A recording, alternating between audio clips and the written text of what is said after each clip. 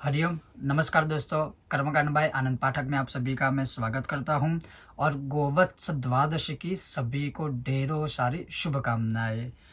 12 नवंबर 2020 यानी गोवत्स द्वादशी या गुरु द्वादशी या जिसे हम वाघ बारस भी कहते हैं। इस दिन शाम 5:31 से लेकर रात के 8:15 तक क्या करना है, कौन सी पूजा करनी है, कैसे करनी है, वही आज के इस विषय में, आज के इस वीडियो में आपको बताऊंगा। तो देखते रहिए हमारा आज का विषय। और अगर आपको अनुकूल लगे, अगर आपको यह समझ में आए, तो आप स्वयं भी इसका शास्त्रोक्त तरीके से लाभ ले सकते हैं। तो चलिए शुरू करते हैं। गोवत्स द्वादशी की पूजा या फिर गोवत्स द्वादशी की पूजा कैसे करनी है और किसकी करनी है।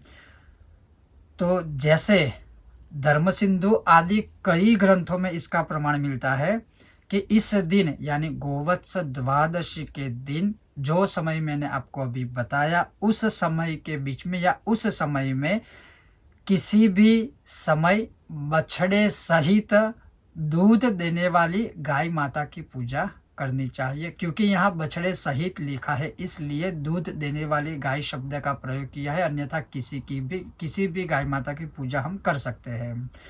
इस दिन किसी भी समय बछड़े सहित दूध देने वाली गाय माता की पूजा करनी चाहिए। पूजा में जैसे उनको टीका लगाए, अक्षत अर्पण करें, उनको पुष्प की माला पहना सकते हैं और पुष्प भी उन्हें अर्पण कर सकते हैं। फिर कहा है कि गौ माता के दाएं पैर के आगे तांबे के पात्र से सिर्फ और सिर्फ एक अर्घ्य देना है। जैसे मान लीजिए आपके पास ताम्र का कलश है या ऐसा एक छोटा सा गिलास भी होगा या कोई भी ताम्र पात्र है, तो उसमें जल लेकर उसमें हो सके तो गंगा जल भी मिश्र कीजिए, हो सके तो कुमकुम या चंदन उसमें मिश्र कीजिए, हो सके तो पुष्प की पंखुड़ियाँ मिश्र कीजिए और वो जो जल है वो लेकर गौ माता के दाएं पैर के ऊपर वो अर्पण करना है, उनको अर्घ्य देना है, उनके पैर धोने हैं। और उस समय जो मंत्र बोलना है वो मंत्र आपको बोलना है, ओम क्षीरोदार्णव संभूते सुरासुर नमस्कृते सर्वदेवमये मातर गृहाणार्घ्यम नमोस्तुते। तो इस प्रकार के गौ माता के दाएं पैर को हमें अर्घ्य समर्पित करना है।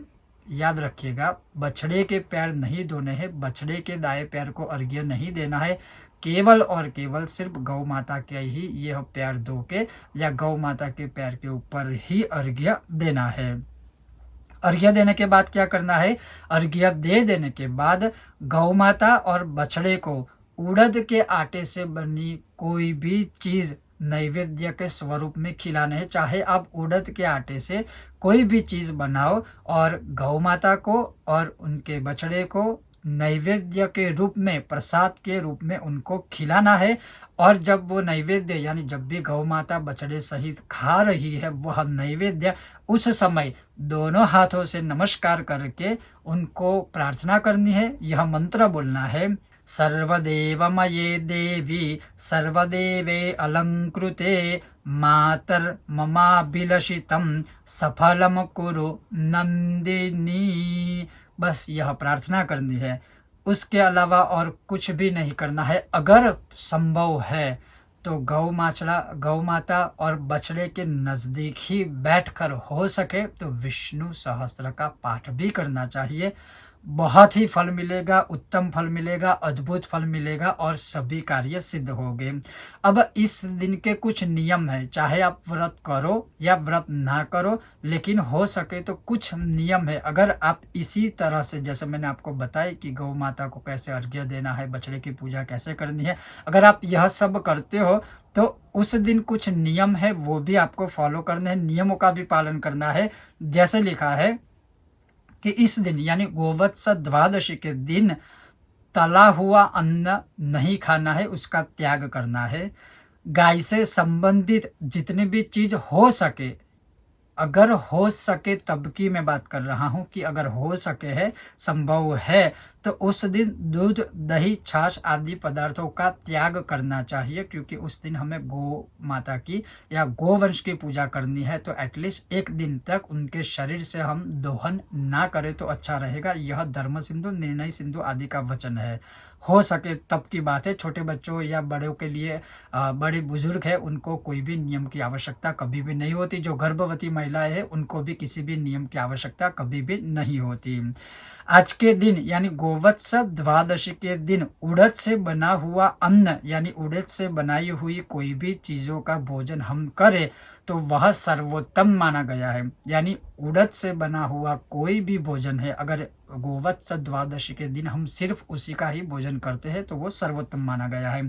उसके अलावा भूमि शयन करना है, ब्रह्मचर्य का पालन करना है, यह आदि नियमों का पालन करना चाहिए गोवत्स द्वादशी के दिन, या हो सके तो एकादशी या द्वादशी से लेके दीपावली तक, या दीपावली के जो 5 दिन है उन शुभ दिनों में इन नियमों का पालन हो सके तो करना चाहिए। साथ ही इन 5 दिनों तक अवश्य सायंकाल में किसी भी देवी या देवता की या अपने इष्ट देवता की आरती अवश्य करनी चाहिए, क्योंकि दीपावली के दिनों में जब हम दीपदान करते हैं, दीप प्रज्वलित करते हैं, या दीपावली के जो दिन होते हैं उन दिनों में हमारे पितर हमारे परिवार की रक्षा करने या हमारे परिवार को देखने के लिए स्वयं आते हैं। ऐसे कई प्रमाण मिलते हैं और इसीलिए ही हम दीपावली के दिनों में दीप प्रज्वलित करते हैं, ताकि हम अपने पितरों को उजाला दे सके। और कई अन्य भी कई कारण हैं, लेकिन खास करके कहने का तात्पर्य यही है